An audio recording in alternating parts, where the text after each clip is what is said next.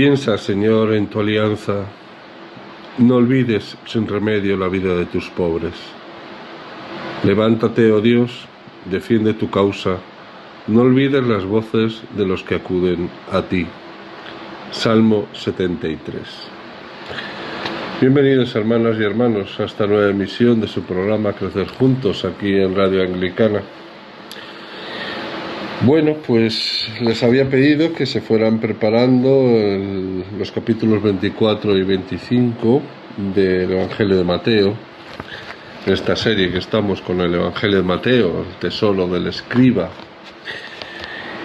Y en estos capítulos vamos a adentrarnos en lo que podríamos titular las preguntas del amor. En la comunidad de Mateo hay signos de rutina y abandono de la radicalidad del mensaje de Jesús. Y el evangelista les recuerda la certeza de su venida y les exhorta a la vigilancia comprometida.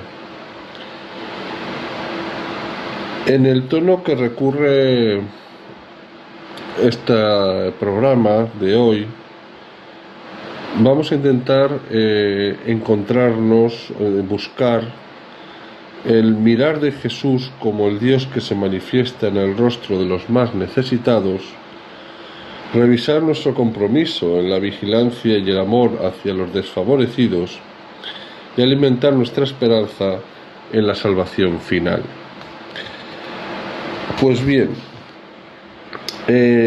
ante la venida definitiva de Jesús, los discípulos deben mantenerse vigilantes, preparados, Algunas comparaciones subrayan esa actitud, por ejemplo, el tiempo de Noé y el ladrón, en Mateo 24, 36, 44, el criado fiel, en el 24, 45, 51, las jóvenes previsoras y las descuidadas, en 25, 1, 13, la parábola de los talentos, en 25, 14, 30, y la parábola del juicio definitivo en Mateo 25, 31, 46.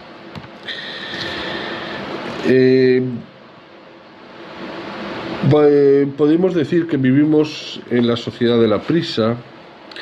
El mal de moda es el estrés, el trabajo, las urgencias familiares, los compromisos sociales, el individualismo son a veces excusas que nos mantienen ciegos hacia los demás.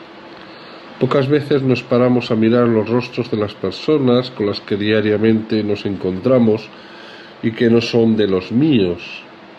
Un indigente sucio y mal vestido, un emigrante, aquella vecina que nos tacha y que se nos ha atragantado. Como no miramos, no vemos sus fatigas, sus alegrías, su deseo de comunicación, pero vamos hoy a pararnos a pensar un momento. Vamos por la vida con los ojos abiertos para descubrir las necesidades de los demás. No digo ser un salvador de hermanos, en un sentido poético y quizá, caballerístico, ¿no? O sea, no me refiero a que tengamos que estar salvando el mundo, ¿no? Sino solamente lo más cercano, nuestras necesidades, nuestros vecinos, nuestros familiares más inmediatos. El compromiso al que nos llama Jesús en estos pasajes, en estos capítulos, podemos decirlo sin titubear que es para valientes y despiertos, pero solo con nuestras fuerzas no podemos llegar. Vamos a hablar con Él y a pedirle que grabe en nosotros su imagen para que seamos capaces de verle y quererle en las personas con las que nos encontramos.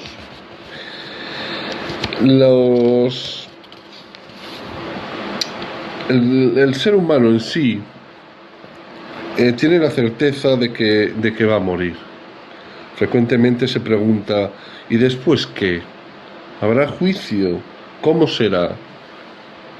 Lo cierto es que podemos decir muy poco porque todo queda dentro del misterio escondido de Dios. Si hay algo cierto, y es que la historia bíblica es historia de salvación y no de condenación. Jesús ha venido para salvar lo que estaba perdido. Hemos visto ya en Mateo 9:13, y nadie puede quitarnos la esperanza de que Dios buscará los caminos para llevarnos a todos con Él. Todos hemos experimentado que no hago el bien que quiero, sino el mal que no quiero, como dice Pablo y se lamenta en Romanos 7:19. Estamos rodeados de condicionamientos de distintos tipos que no nos permiten ser totalmente libres. La salud, la depresión, la educación recibida, aquella frustración que dejó su huella, carencias de la infancia. Sabemos que todo esto terminará al final del camino, cuando la muerte rompa lazos muy queridos y se lleve estas y otras cargas.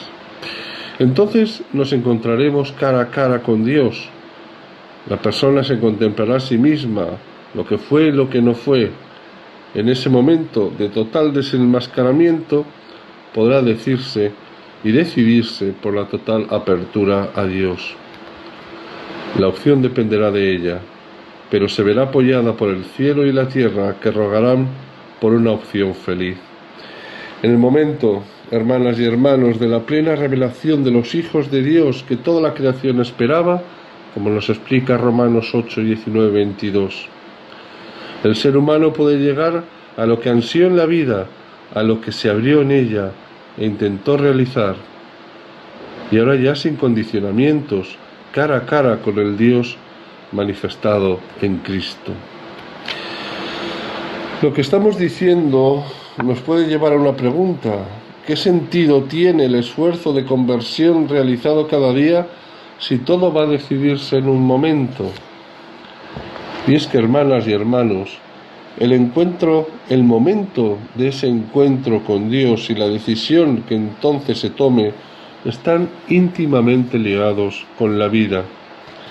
El camino tomado en ella va dando una orientación, va creando un estilo que se recogerá y expresará al final de la historia. Las decisiones parciales durante la existencia son una preparación y una educación para la decisión última. Es como el labrador, que planta un manzano, por ejemplo, en su huerta, lo cuida, lo riega, lo poda. Puede extrañarse de que su fruto sean las manzanas. Pero aunque este ejemplo nos sirva para ilustrar lo que estamos comentando, nadie podrá quitarnos la experiencia, ya que a la persona no le será negada, al morir, la oportunidad de tomar otro rumbo en su vida. Lo normal, hermanas y hermanos, es que se cierre o se abra totalmente hacia lo mismo que se abrió o se cerró en la vida. Por eso Jesús exhorta a la vigilancia, Mateo 13:33, 24:42, Lucas 12:35. Estas advertencias y los consejos de la Iglesia, en el mismo sentido, pretenden crear en nosotros una disposición al encuentro amoroso con el Señor, que ya vino y que vendrá. Este momento culminante del encuentro con el Señor cara a cara aparece expresado en las Escrituras con imágenes humanas. En ellas se habla de un juicio ante un tribunal, Mateo 5, 25, 26 o Lucas 18, 1, 8. De una siega en la que se selecciona el trigo y la cizaña, Mateo 13, 24, 30. De una liquidación de cuentas, Mateo 18, 22, 35 y 25, 14, 30. De la separación entre ovejas y cabritos, Mateo 25, 33.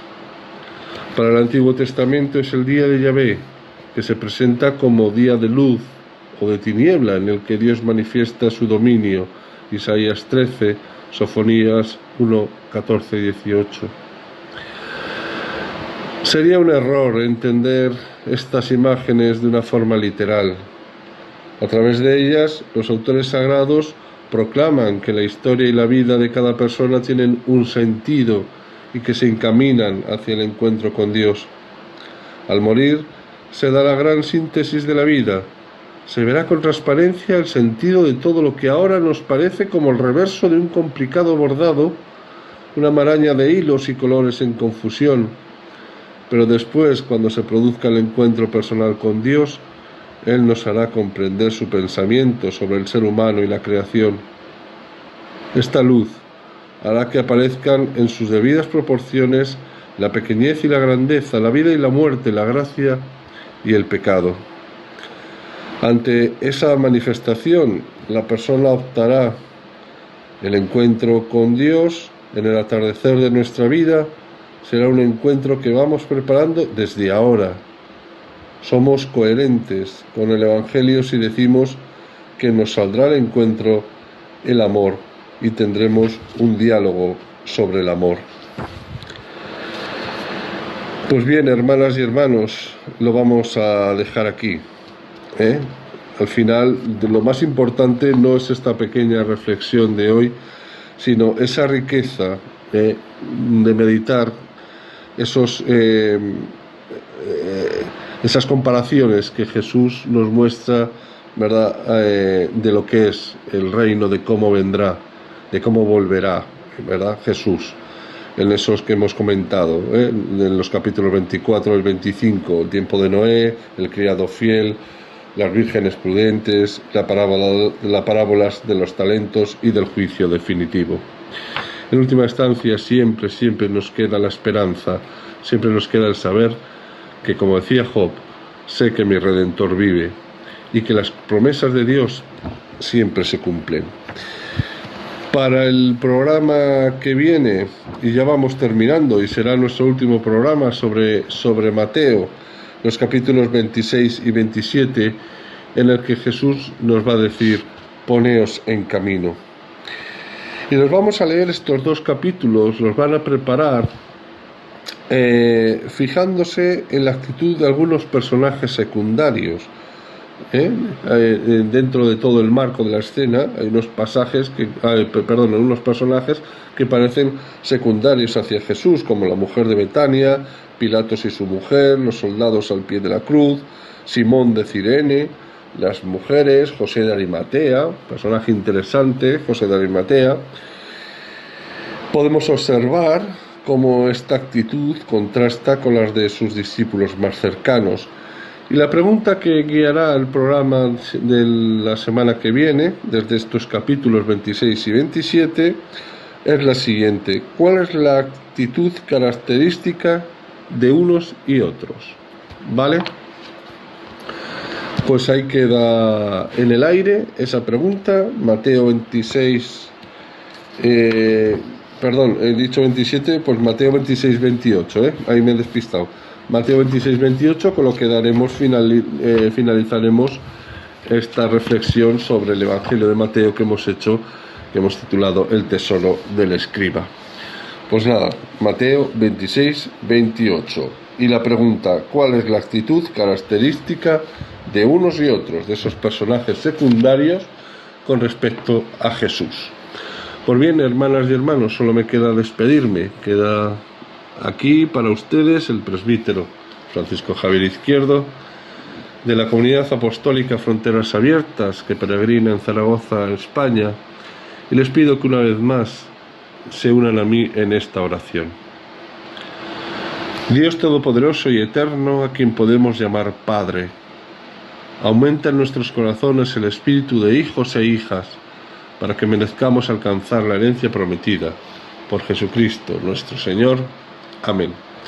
Pues solo me queda convocarles a la próxima emisión de su programa Crecer Juntos, aquí en Radio Anglicana.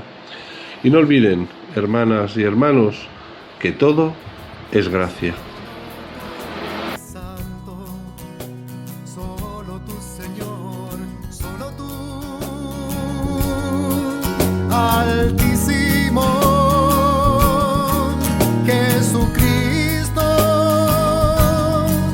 con el Espíritu Santo en la gloria de Dios Padre. Amén. Gloria a Dios en el cielo y en la tierra, paz a los hombres que ama el Señor, paz a los hombres que ama. Usted está en sintonía de Radio Anglicana, transmitiendo vía internet en www.radioanglicana.es. También puede escucharnos en su dispositivo móvil descargando nuestra aplicación para Android e iOS. Radio Anglicana, la voz de la Iglesia. Jóvenes de toda la tierra, cantad y anunciad con nosotros por las sendas del mundo la buena noticia